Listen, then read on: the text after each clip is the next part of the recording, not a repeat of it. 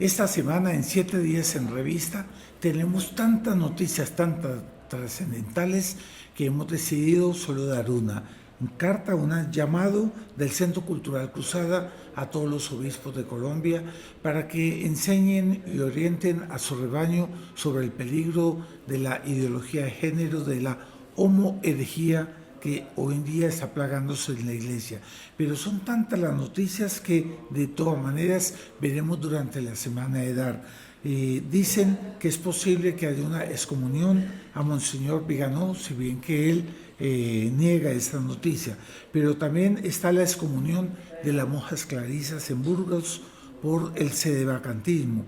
El Papa reinterpreta el rol del pontificado y comienza a dar poder deliberante al sínodo. Eso es grave. Impacto de un nuevo libro llamado El dique roto, que califica el documento Fiducia Supplicans como una homoherejía. Eso es muy importante y eso lo tenemos que ver en algún momento, porque la iglesia está ahora en una convulsión impresionante que sí, a nosotros como católicos nos debe interesar saber cómo está la esposa de nuestro Señor Jesucristo y cómo está infiltrada y cómo debemos mantenernos fieles al magisterio tradicional de la Iglesia. Y justo también en octubre ya se habla del sínodo nuevamente, en el que se va a hablar sobre el rol de las mujeres, ordenación de diaconesas y varias otras cosas muy complicadas que nos preocupan enormemente. Y a nivel nacional está pues las perspectivas preocupantes del 20 de julio. ¿Será que Petro tirará una patada al tablero y convocará a una Asamblea Nacional Constituyente o cerrará el Congreso? Muchas cosas se hablan, pero pareciera que va a ser un momento muy determinante para la historia de Colombia. También porque se han dado cita para Bogotá, para la Plaza de Bolívar, tanto las mingas indígenas, los colectivos petristas que van a llevar sus masas violentas, cuanto los contingentes de colombianos de bien que allá se encontrarán. Habrá entrechoque, ¿qué pasará ese día? Pero ahora solamente hablaremos de esta carta del Centro Cultural Cruzada a nuestros obispos. Quédese porque este es un punto muy importante. ¿Será que prevalecerá la pastoral LGTBIQ y con eso el daño de las almas con la deformación de nuestra moral católica tradicional? Bienvenidos a una nueva emisión de 7 días en revista del 24 de junio del 2024. Suscríbase a nuestro canal si no lo ha hecho y también únase a Resistencia por Colombia. Usted encontrará el link aquí, de manera tal a que así juntos vamos por la restauración de nuestra querida Colombia y para mantener la fidelidad a nuestra Santa Iglesia Católica, Apostólica y Romana, y no como esas infiltraciones que la están deformando.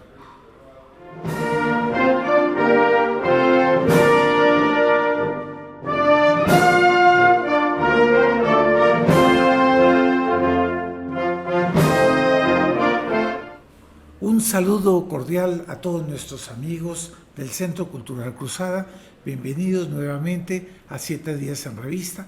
No estábamos haciéndolo en estos últimos 15 días porque, bueno, yo personalmente estaba en un recogimiento, necesitaba parar motores, para hacer recogimiento, examen de conciencia y todo eso, pero ahora estoy con nuevo ánimo y con la alegría de estar con todos nuestros amigos en este canal que tiene como finalidad siempre un lado de análisis objetivo y de orientación en torno a todos los acontecimientos que se van presentando tanto en el campo religioso cuanto en el campo político o en el campo cultural, pero que alcanzan a ser la esfera de influencia de todos nosotros y que debemos tener siempre un análisis claro en función del pensamiento católico, so pena de contagiarnos de tanta cosa y tanta manipulación que hay que a veces nos confunden.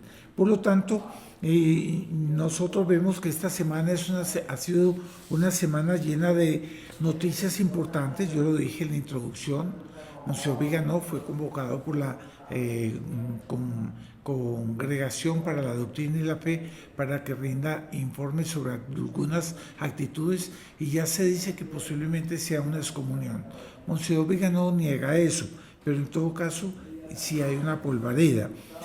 También las clarisas de Burgos fueron excomulgadas por el obispo de Burgos, el arzobispo de Burgos, porque ellas se declararon en sedevacantismo. Podrían haber sido un poquito más caritativos y haberlas convocado a que pueden tener sus objeciones de conciencia, pero no renunciar, digamos, no negar la autoridad del Papa, como sí se debe ser, porque el Papa es el Papa y tiene legitimidad, pero es legítimo en esta época de crisis y convulsión tener objeciones de conciencia para quien quiere permanecer al abrigo del magisterio de la Iglesia. El arzobispo terminó excomulgándolas. En fin, hay personas que dicen que fue falta de caridad y un proceso tribunal muy rápido y por lo tanto muy inadecuado. Bueno, también yo decía de un libro, El dique roto. Ese dique roto es un libro escrito por el doctor José Antonio Ureta y el doctor Julio Loredo de Iscue sobre el problema del documento Fiducia Supplicans y analiza que realmente es tirar por la borda toda la moral católica y la considera que podríamos estar al borde de una herejía, homo-herejía, es decir, una herejía LGTBI que penetra dentro de la Iglesia para causar un gran impacto y daño a las almas, porque la pastoral homosexual va creciendo cada vez más y por lo tanto es un peligro. ¿Por qué? Porque si las personas pierden el norte de lo que es la recta moral, los 10 mandamientos, la enseñanza de la moral, ¿cierto?, pueden comenzar a cometer pecados pensando que ya no lo son, como que si la verdad mudase. Acuérdense que Dios nuestro Señor dijo, el cielo y la tierra pasarán, pero mis palabras no pasarán. Y en otro momento dice, si un ángel del cielo bajase y predicase algo diferente de lo que yo os he enseñado, no le creáis. Pero en fin, vamos a hablar de una carta que el Centro Cultural Cruzada ha redactado y está enviando a todos nuestros pastores, tanto los cardenales, los arzobispos, los obispos y los obispos eméritos, en que reverente, filialmente, respetuosamente se les pide frente a los hechos del avance de una pastoral LGTBIQ que da una confusión en la que da la impresión que la Iglesia ya comienza a aceptar esa condición anómala y pecaminosa como apropiada y como que si no tuviera dificultad ninguna y por lo tanto pudiera confundir a las almas pensando, bueno, yo también puedo ser de esa condición homosexual y dejar que el ímpetu de los impulsos primarios del hombre terminen prevaleciendo contra la ley de Dios. Eso es muy grave. Entonces, nosotros hemos hecho esa carta en la que pedimos eso a los obispos. Y yo me permitiré en este momento leerla para poner a nuestro público pues al tanto para que también ustedes comenten, coloquen sus comentarios y compartan la carta que yo voy a dejar acá. Yo la voy a ir leyendo y aquí voy a colocar el texto para que ustedes lo vayan acompañando. Es muy importante que ustedes lo lean y que también opinen y tal vez pídanle a su sacerdote, al párroco, al respecto de su información. Dice así, como es hecho, fue redactada e impresa para todos los prelados, tanto cardenales, arzobispos, obispos. Yo simplemente voy directo a la carta. Excelencia, en las últimas décadas, los poderes del Estado en Colombia, bajo la presión de los organismos internacionales, han venido radicalizando toda una serie de privilegios para el movimiento LGTBIQ+, en nombre de la libre expresión de la personalidad. El país corrió un enorme peligro si se hubiese transformado en ley el recién archivado Proyecto 270 de 2024. El referido proyecto pretendía prohibir los así llamados esfuerzos de cambio de orientación sexual e identidad y expresión de género ECOSIEG. Dicho proyecto de ley pretendía criminalizar a todo aquel que hubiera intentado dar orientación, asesoría psicológica o una simple opinión a quien sufra atracción hacia el mismo sexo. Ni la Iglesia, ni la familia, ni el Estado, ni los profesionales de la salud, ni los órganos vivos de la sociedad podrán oponerse a la disforia de género con que los lobbies transexuales iban a dar rienda suelta a las fantasías de personas, incluso de menores, para el cambio de sexo. Con la apariencia de reclamar un derecho para las minorías culturales, estaban siendo vulnerados los derechos fundamentales de nuestra Constitución política, principalmente los derechos de libertad de conciencia, la libre expresión y la patria potestad de los padres de familia. Transgredir los términos del referido proyecto iba a incurrir en la pérdida de las licencias o personerías jurídicas para los profesionales de salud, clínicas, organizaciones sin ánimo de lucro, mientras que para los padres de familia, sacerdotes, profesores o amigos habría multa y cárcel. Se pretendía admitir como el único diagnóstico hacia la afirmación de género, sea psicológica, química o quirúrgica, solo el diagnóstico de la OMS, Organización Mundial de la Salud, que a su vez se inspira en las falacias de la ideología de género.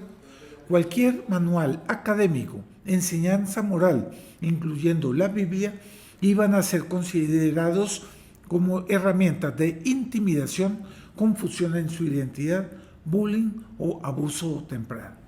Este proyecto, archivado por ahora, es una muestra de hasta dónde han avanzado los corifeos de la ideología de género para imponer tiránicamente la revolución cultural inspirada en Gramsci. Mientras aumenta una especie de contagio social a favor del transgenerismo que ha hecho crecer en un 4000% los casos de disforia de género por consecuencia de las presiones de organismos internacionales que dan como ciencia lo que son simples fantasías. Ahora bien, monseñor, nada de más inhumano y despótico, donde los eventuales beneficiados son realmente víctimas de posibles daños irreversibles a mediano y largo plazo, tales como la mutilación genital, daños físicos, dependencia de fármacos hormonales toda la vida, esterilidad, cáncer y daños psicológicos graves. Por eso, la Fundación Estadounidense para la Prevención del Suicidio alerta que en un 41% de quienes se identifican como transgénero en los Estados Unidos han intentado suicidarse, 25 veces más que el promedio nacional de suicidios. Mientras el Colegio Americano de Pediatras, que considera el transgenerismo como un abuso sexual, un abuso infantil, afirma que contradice la biología y la ciencia, puesto que existe un rango binario biológico que no se puede cambiar, porque está en nuestro ADN. XX o XY son nuestros cromosomas, puede haber mutilaciones, pero nunca transformación de sexo, eso es imposible. Estamos frente a una revolución transgénero autodestructiva, tiránica, anticientífica, inmoral, abusiva y nociva que pretende eliminar la identidad sexual hombre-mujer. Llegamos a un punto dramático de confrontación contra las enseñanzas morales del magisterio tradicional de la Iglesia. Frente a estas calamitosas perspectivas, los socios y cooperadores del Centro Cultural Cruzada, Asociación Civil de Inspiración Católica, se dirigen filialmente a vuestra excelencia para que, practicando un acto de caridad para con las víctimas, vengan en su protección mientras oriente al rebaño gravemente amenazado por la disolución de las costumbres en estos tiempos en que el sentir como iglesia se ha perdido casi totalmente, con el consecuente daño espiritual y la propia destrucción de la sociedad. La voz del pastor, como guardián del rebaño de Dios, le confiere un sello de autenticidad. Esa voz que las ovejas conocen porque viene con la fuerza de un mandato sobrenatural. Efectivamente, los obispos son los sucesores de los apóstoles. Su misión es santificar y salvar las almas. Esto crea obligaciones muy graves para afrontar.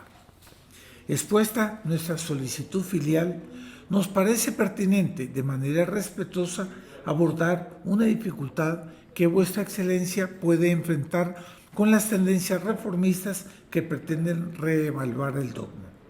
La homoherejía, insinuada por el documento Fiducia Supplicans, impulsada a su vez por el lobby homosexual infiltrado en la Iglesia, nos podría hacer pensar que ya estamos frente a un cisma de facto, aunque no esté sancionado de jure. Considerará vuestra excelencia con perplejidad de que una parte significativa del colegio episcopal viene predicando enseñanzas que pueden interpretarse como una separación del depósito de la fe con el apoyo tácito del obispo de Roma. Un temor justificado lo puede amarrar en el silencio, confundidos con la falacia de que, oponiéndose a las reformas, se opondrían a la colegialidad. ¿Podrían los buenos pastores, como lo es vuestra excelencia, terminar aceptando un error en la Iglesia universal? Además, al aceptar tácitamente cambios sancionados en la doctrina o la moralidad en otras iglesias particulares, en realidad acepta sancionar el error en la Iglesia universal. Esto a su vez afecta también realmente a su diócesis, que es parte y realización de esta Iglesia universal. Esta es una fuente, Congregación para la Doctrina de la Fe, carta a los obispos de la Iglesia Católica sobre ciertos aspectos de la Iglesia entendidos como una comunión. Sin embargo, con el reciente archivado proyecto de ley 270 del 2024, el cuidado de custodiar el depósito de la Iglesia Universal se transforma en un cuidado para su propio rebaño. Mire, vuestra excelencia, solamente la nutrida agenda que está haciendo de Medellín la sede mundial del orgullo LGTBIQ+, durante el mes de junio.